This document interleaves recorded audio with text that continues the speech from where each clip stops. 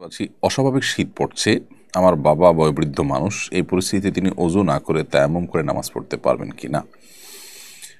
খুব বেশি বৃদ্ধ মানুষ হলে তিনি যদি তীব্র শীতে অজু করতে গেলে তার অঙ্গহানি হওয়া, অঙ্গ অবশ হয়ে যাওয়া কিংবা দুরারোগ্য ব্যাধিতে লিপ্ত হয়ে যাওয়ার মতো আশঙ্কা তৈরি হয় এবং পানি গরম করে সেই গরম পানি ব্যবহার করার মতো কোনো স্কোপ যদি না থাকে অথবা গিজার ইত্যাদি না থাকে, তাহলে সেক্ষেত্রে তিনি তায়াম্মুম করে নামাজ পড়তে পারবেন। কিন্তু যদি পরিস্থিতিটা এত সিরিয়াস পর্যায়ে না যায়, তাহলে সেক্ষেত্রে তায়াম্মুম করে নামাজ পড়তে পারবেন না। গিজারের ব্যবস্থা করে গিজারের মাধ্যমে তিনি উজু করতে পারেন, গরম পানি দিয়ে, অথবা অন্য কোনো উপায়ে পানি গরম করে তার মাধ্যমে উজু করতে পারেন।